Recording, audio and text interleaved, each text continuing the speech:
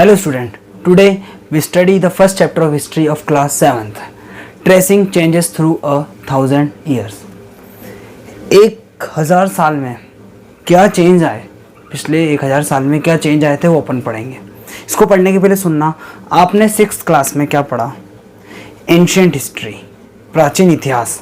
आपने सिंधु घाटी सभ्यता पढ़ा, इंडस वैली सिविलाइजेशन जो आपने अच्छे से पढ़ा था. आपने हर्षवर्धन पीरियड तक सारी चीज़ें पढ़ी. आपने महाजनपद पीरियड पढ़ा, वो आपने एंशिएंट हिस्ट्री पढ़ा. अब अपन पढ़ेंगे क्या? Medieval history. मिडिवल हिस्ट्री जो कि स्टार्ट होती है 700 टू 1715 सेंचुरी. 700 टू 1715. आई बात समझ में? तो ये जो है ये मिडिवल हिस्ट्री है. अपन को ये पढ़ना है. पूरा 1 साल का अपन को अभी बेस देखने का है. इस चैप्टर में जो बच्चों अपन को देखना है, आप सोचेंगे एक चैप्टर में 1 साल 1000 साल, ओहो जादू नहीं दिखाना है अपने को.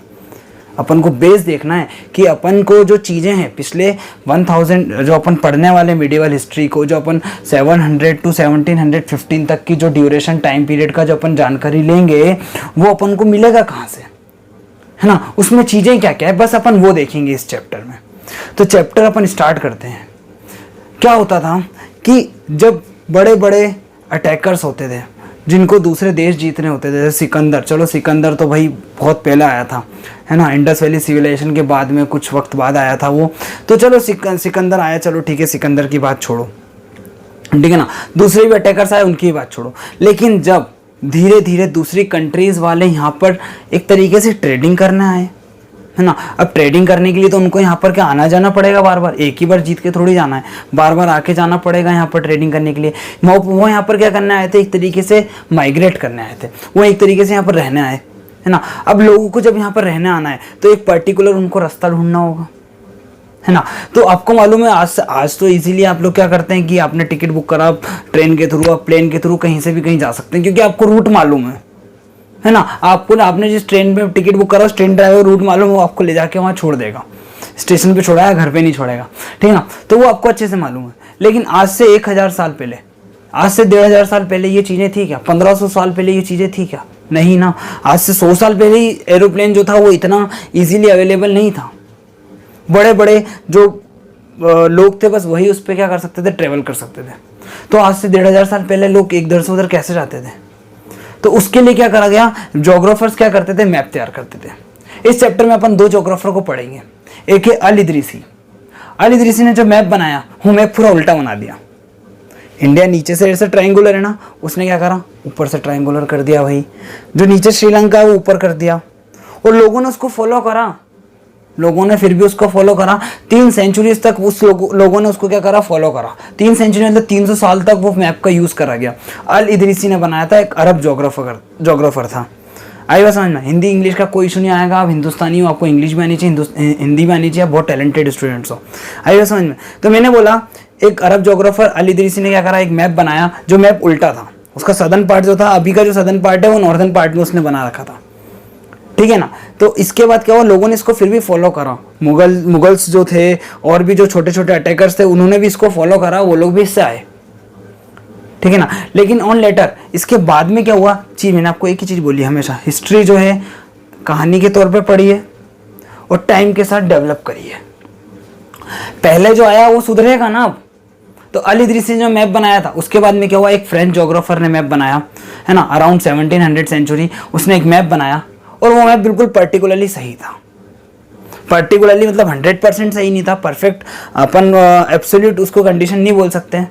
लेकिन वो क्या था, पूरा अभी जैसा मैप है उस तरीके से थोड़ा बहुत दिख रहा था, है ना? एक सिटी कन्नौज जो हिस्ट्री के तौर पे, हिस्ट्री के बेस पे बहुत ज़्यादा इंपॉर्टेंट है और अभी भी वो कन्नौज सिटी बहुत इंपॉर्टेंट है. अभी तो वो किस लिए इंपॉर्टेंट है, इत्र का जो प्रोडक्शन है. ऐसा बोला जाता है कि उसको इत्र नगरी बोला जाता है. आप वहाँ से कन्नौज से होते हुए जाएंगे तो आपको खुशबू ही खुशबू आएगी, मन करेगा वहीं रुक जाओ, है ना? तो कन्नौज जो सिटी है उसको उसने उस मैप में भी बताया, फ्रेंच जोग्राफर ने, ठीक है ना? तो इसी के द्वारा, मैप के द्वारा क्या हुआ, लोग क्या करने लगे, इंडिया में आना शुरू हुए, है ना? अब अलग अलग क्या आने लगे, टाइम पीरियड के साथ लोगों ने इंडिया में आना स्टार्ट करा, ठीक है ना? यहाँ तक हुआ. अब मैंने बोला 1700 पीरियड और 1750 वाले जो पीरियड है, मतलब जो 1000 साल का पीरियड है, इसको 3 पार्ट में डिवाइड करेंगे अपन. इस पूरी बुक में अपन 3 पार्ट में डिवाइड करेंगे. पहले पार्ट को आप पढ़ोगे हिंदू वाले रीजन में, दूसरे पार्ट को पढ़ोगे मुस्लिम रीजन में, और तीसरे को पढ़ोगे ब्रिटिश रीजन में, जब वो ब्रिटिश इंडिया में एंटर हुए थे, ठीक है ना, ब्रिटिश इंडिया में एंटर हुए, इसको तीसरे में छोटे से में पढ़ोगे। हिंदू वाले रीजन में आप क्या करोगे, जो हिंदू किंग्स थे उनके बारे में देखोगे। मुस्लिम रीजन में आप जो भी डायनेस्टी जो आने वाली है, तुगलक, खिलजी, ये सब देखोगे, ठीक है ना। और ब्रिटिश वाले रीजन में आप देखोगे कि ब्रिटिशर्स जो थे वो थे। अच्छा, इनिशियली जो मुस्लिम रीजन्स थे वो अरब कंट्री से इंडिया में आए, ठीक, ब्रिटिश, ठीक है। इसके बाद अब मैंने सुना, भाई मैं पढ़ रहा हूँ, मेरे पास आज कुछ नॉलेज है तो मैं आपको दे रहा हूँ, ठीक है। आपके पास कुछ नॉलेज होगा तो आप देते हो, कहीं ना कहीं से वो आपको मिला होगा ना। पैदा होते ही इंसान नहीं लेके आता ना कोई भी नॉलेज, धीरे धीरे इंसान चीज़ें सीखता है ना, बर्थ आफ्टर बर्थ चीज़ें जो चेंज होती है। तो मैंने बोला कहीं ना कहीं सोर्स है, तो मेरे पास सोर्स क्या था, ये चीज़ें थी, है ना। कोई किंग था, कोई जाति सिस्टम था, जाति प्रणाली देखेंगे अभी अपन, ठीक है ना। ये चीज़ें थी, मुस्लिम वाला धर्म वाला देखेंगे कि किस तरीके से डिवाइडेड था, है ना। तो ये चीज़ों का नॉलेज कहाँ से मिल रहा है, तो इन चीज़ों के सोर्सेज क्या थे, इन चीज़ों के सोर्सेज थे मैन्यूस्क्रिप्ट आपको मालूम है क्या होता है, ट्री के बार्क में लेयर्स में लिखाई जाती है, वो मैन्यूस्क्रिप्ट होती है।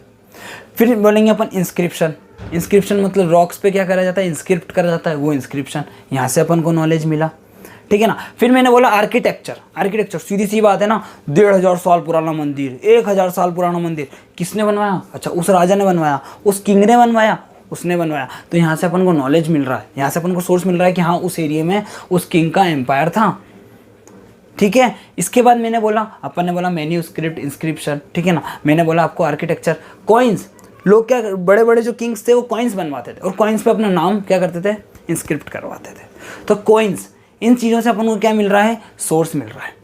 एक सोर्स जो है वो कुछ नहीं, गयासुद्दीन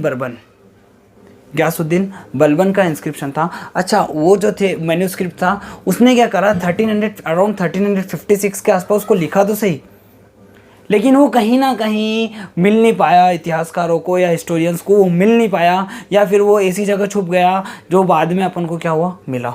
और बाद में कम से कम वो अपन को मिला 1971 के आसपास, ठीक है ना। तो उससे भी अपन को इन्फॉर्मेशन मिली कि हाँ उस टाइम पे ये चीज़ें थी। तो अपन ने मैप देखा, अपन ने सोर्सेज देखा, ठीक है ना। अब अपन देखेंगे कि इस टाइम पे लोगों ने क्या क्या विकास करा था। सीधी सी बात है ना भाई, इंसान जो है टाइम के साथ चेंज होता है। आज जो मैंने कपड़े पहने, 100 साल पहले ये कपड़े इस तरीके से नहीं थे, लोग अलग टाइप से कपड़े पहनते थे, नॉर्मल मतलब विलेजर टाइप लुक था।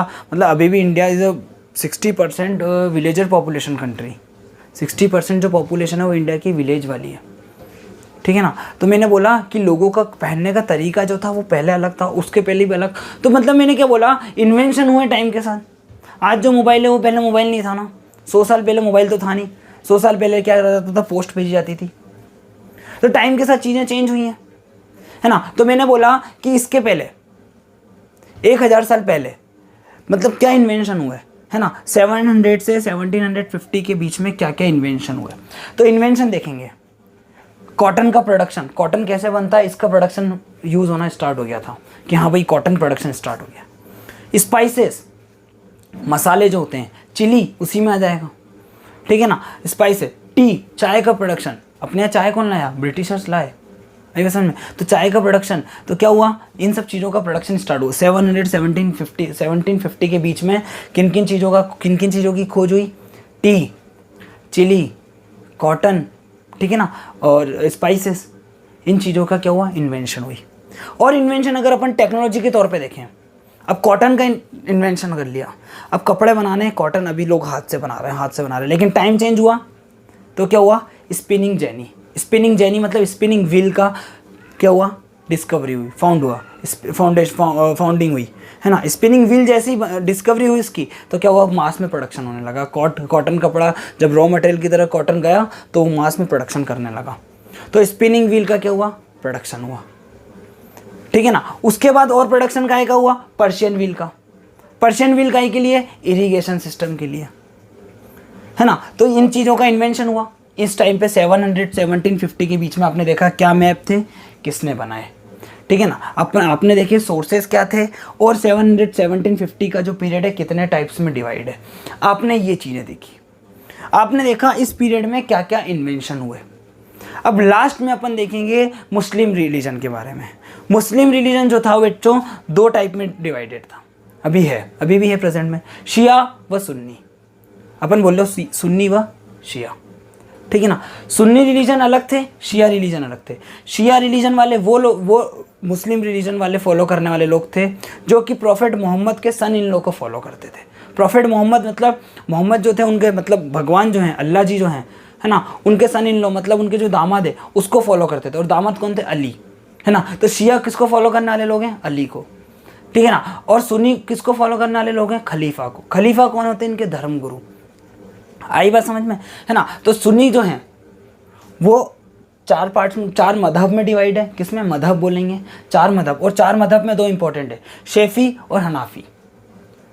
शेफी और हनाफी। शेफी और हनाफी में कुछ थोड़ा सा टाइम का डिफरेंस होता है कि उनका चलो खाने का टाइम अलग है, उनका धर्म को रिलीजन को प्रमोट करने का थोड़ा सा नॉर्म्स अलग होते हैं, छोटे छोटे इनमें डिफरेंस होता है ना। और अली जो अपन शिया वाले पढ़ रहे हैं जिसमें जो लोग अली को फॉलो कर रहे हैं, अली भगवान को, जो अली गॉड को जो फॉलो करने वाले हैं वो कौन है? तैयबी बोहरा और दाऊदी बोहरा, जो बोहरा जो निकले हैं इसे, ठीक है। तो ये चैप्टर क्लियर हुआ आपको। मेन्यू स्क्रिप्ट क्या होती है पता पड़ा, इंस्क्रिप्शन क्या होते हैं पता पड़ा, कितने टाइप के मैप थे अपन ने ये देखा। अपन ने देखा कि किस तरीके से अपन को सोर्सेज कहाँ से इसका नॉलेज मिल रहा है ये देखा। बेसिक चैप्टर है, बहुत ज़्यादा इंपॉर्टेंट है और बहुत इजी चैप्टर है आपके लिए। पर्टिकुलर नोट्स बनाओ, इन्वेंशन क्या क्या थे, है ना, सोर्सेज क्या क्या थे, है ना, मुस्लिम रिलीजन के बारे में बनाओ, है ना। 1750 के बीच का जो पीरियड है वो कितने पार्ट्स में डिवाइडेड है वो देखो, ठीक है ना। अब लास्ट में चैप्टर में बच रहा है वो है जाति सिस्टम। जाति सिस्टम, जाति पंचायत बोल लो। क्यों? क्योंकि विलेज लेवल पे जाति पंचायत थी और हर जाति पंचायत का अपना एक पर्टिकुलर रूल होता था। अब अलग कुछ रीजन था, मान लो ये पूरा रीजन है, ठीक है ना। ये पूरे रीजन में जाति पंचायत जो चल रही है उन सबका रूल अलग है, उधर साउथ में जाति पंचायत के रूल अलग है। तो जाति पंचायत के अपने रूल्स और नॉर्म्स होते थे, ठीक है ना। और जाति सिस्टम जो था वो लोगों को डिवाइड करता था, किसमें? जातिज में, अलग अलग जातिज में, कि आपका ये प्रोफेशन होगा, आपका ये प्रोफेशन होगा, ये आपका प्रोफेशन होगा।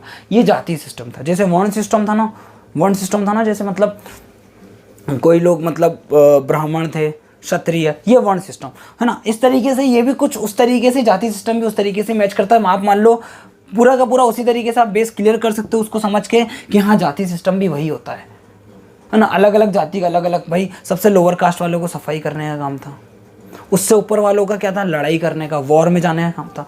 उससे ऊपर वालों का काम क्या था? पूजा पाठ का। और सबसे ऊपर वालों का क्या था? राजा, किंग जो थे, ठीक है ना। तो यहाँ तक चीज़ें क्लियर हुई। तो जाति सिस्टम एक पर्टिकुलर जाति एरिया वाले में होती थी जिनके खुद के पर्टिकुलर रूल्स एंड रेगुलेशंस होते थे। बस जाति सिस्टम में यही आएगा स्टूडेंट्स। ये पूरा चैप्टर हुआ आपका। अच्छा, एक वर्ड बच रहा है, आर्चीव। आर्चीव क्या होता है? जहाँ पर जो मैन्यूस्क्रिप्ट को स्टोर करके रखा जाता था।